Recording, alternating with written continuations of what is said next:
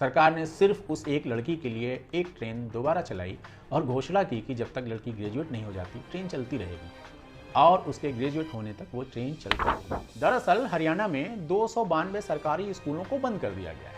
रेवाड़ी के अंतर्गत आने वाला जाटूसाना ब्लॉक एक स्कूल में बच्चों की संख्या 0 बताई गई। राज्य सरकार उस समय पैनल के लिए एक रिपोर्ट तैयार कर रही थी जिसमें बताया जाना था कि 4000 सरकारी स्कूलों में नामांकन की स्थिति बेहद खराब है, जिसके चलते इन स्कूलों को बंद करने की जरूरत है।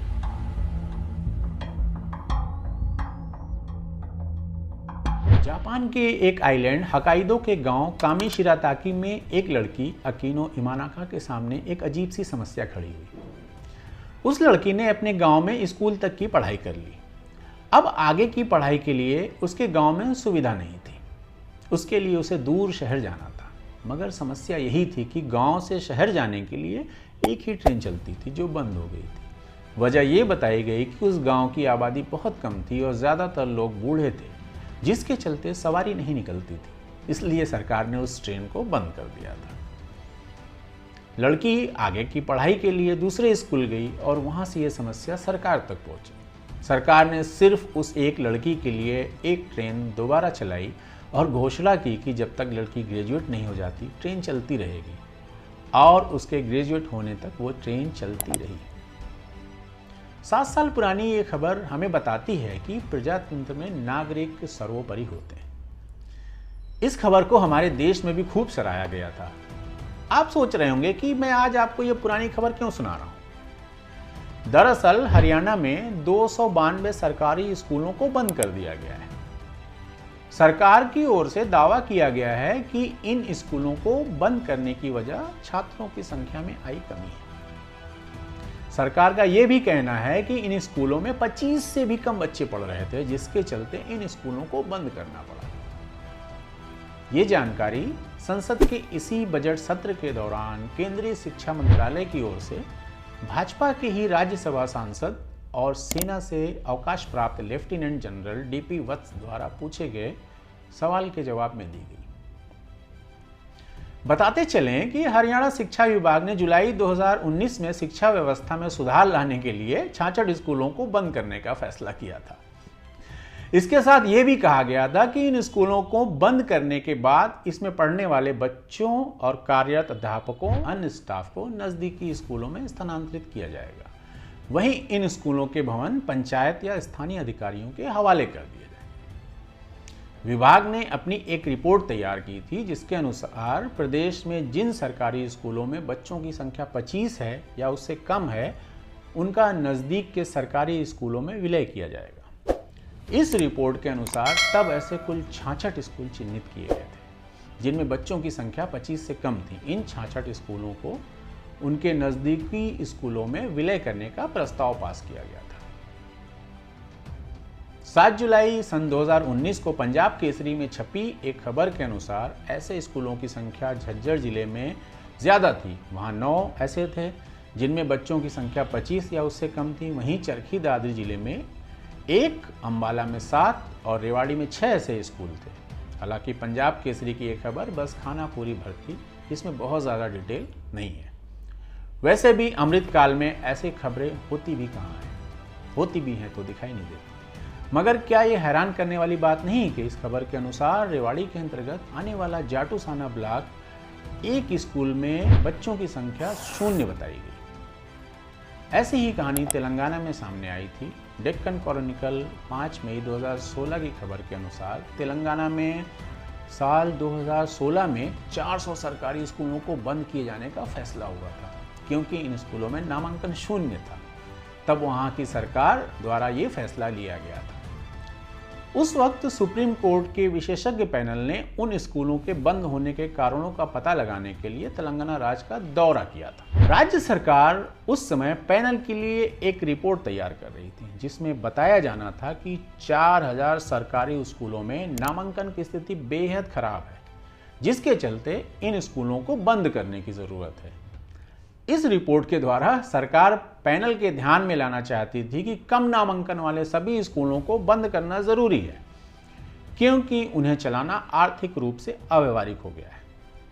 9 मई 2022 द टेलीग्राफ में खबर छपी कि केंद्रीय शिक्षा मंत्रालय द्वारा संचालित unified district information system for education यानी UDISE की रिपोर्ट के अनुसार देश में सरकारी स्कूलों की संख्या सितंबर 2018 से सितंबर 2019 के बीच 51,000 कहें तो करीब 4.7% घट गई, मगर उसी दौरान निजी स्कूलों की संख्या 3.6% तक बढ़ गई। इस रिपोर्ट के अनुसार स्कूलों की संख्या 2018-19 में 10,83,678 से गिरकर 2019-20 में 10,32,570 हो गई, यानी देश भर में कुल 51,108 सरकारी स्कूल कम हो गए। सबसे ज़्यादा उत्तर प्रदेश में सरकारी स्कूलों की संख्या में कमी आई। यहाँ 26,074 स्कूलों की गिरावट देखी गई, यानी देश भर में बंद हुए कुल स्कूलों में सिर्फ उत्तर प्रदेश का ही योगदान आधे से ज़्यादा है। सितंबर 2018 में उत्तर प्रदेश में स्कूलों की कुल संख्या 1,63,142 थी, जो सितंबर 2019 में घटकर 1,37,068 रही, जबकि मध्य प्रदेश में स्कूलों की संख्या में 22,904 स्कूलों की गिरावट देखी गई।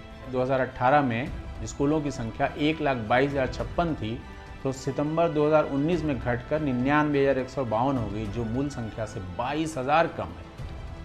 13 मई 2022 के दैनिक भास्कर में खबर छपी। 2020-21 के ये जारी की गई UDISE प्लस की रिपोर्ट में सरकारी स्कूलों की संख्या में फिर गिरावट देखी गई। इस बार करीब 521 सरकारी स्कूल फिर से कम हुए। देश में लगभग 17 करोड़ बच्चे अभी भी शिक्षा प्रणाली से बाहर हैं। सवाल उठना लाजमी है कि जब दुनिया के नक्शे में हमारी आबादी पहले नंबर पर पहुंच गई, तब हमारी सरकार स्कूलों को बंद क्यों कर रही है?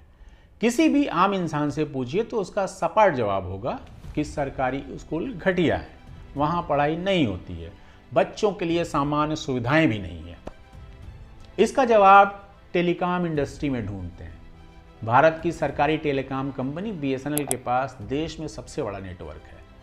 चाहे पहाड़ हो या रेगिस्तान, हर जगह BSNL के टावर आपको मिल जाएंगे, लेकिन सर्विस सबसे घटिया है। जोक भी बनते हैं, यहाँ तक कि जब सारी निजी कंपनियाँ 5G पर आ गई, तब भी BSNL 3G पर रेंग रहा था। जाहिर सी बात है कि ग्राहक BSNL की तरफ देखेगा भी नहीं। परिणाम स्वरूप कंपनी भयंकर घाटे में है। एक दिन सरकार औने पौने दाम में किसी निजी कंपनी को बेच के किनारा कर लेगी। ये तुलना कोरोना काल में सटीक बैठती है। जब देश के सारे स्कूल ऑनलाइन चल रहे थे, तब सरकारी और प्राइवेट स्कूल का बड़ा अंतर सामने आया। जहां प्राइवेट स्कूल के बच्चे सब कुछ ऑनलाइन सीख रहे थे, तब सरकारी स्कूल के आधे से ज़्यादा बच्चे अधर में लटके रहे। उनके पास ना इंटरनेट था, ना मोबाइल था, ना लैपटॉप था, न ही माँ बाप इंटरनेट के साक्षर कि उनकी मदद कर सके।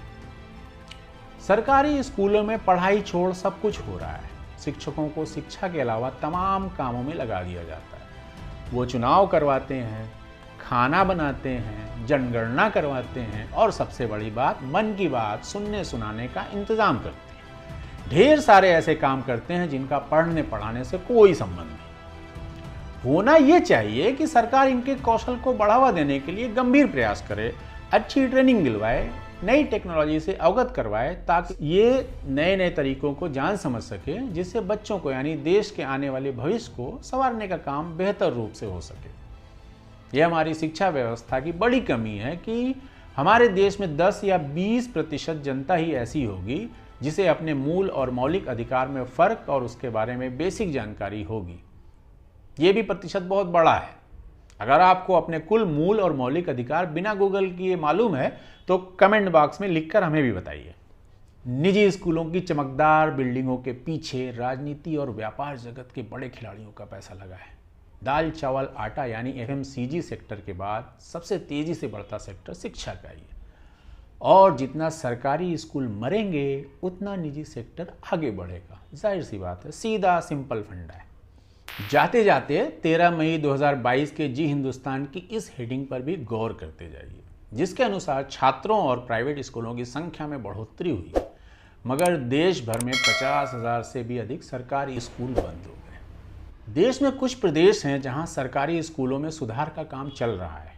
यहाँ ढेर सारे चमकते विज्ञापन के बीच मान लेते हैं 10% भी सच्चाई है, जैसे दिल्ली। दिल्ली सरकार के अंतर्गत आने वाले कई स्कूल इस स्थिति में आ गए हैं कि लोग महंगे प्राइवेट स्कूल छोड़कर इन स्कूलों में दाखिले के लिए लाइन लगाए हुए हैं। इसके पीछे टीचरों की बेहतरीन ट्रेनिंग और आधुनिक शिक्षा को अपनाने पर जोर है, जिसकी वजह से परिणाम बेहतर आ रहे हैं।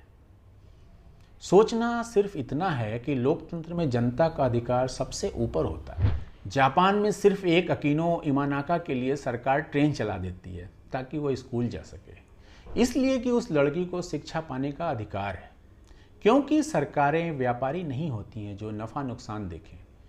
ये भी जानना ज़रूरी है कि सरकार भी जनता के ज़रिए अदा किए गए टैक्स के पैसे से ही चलती है। ट्रेन भी चलती है और स्कूल भी चलता है।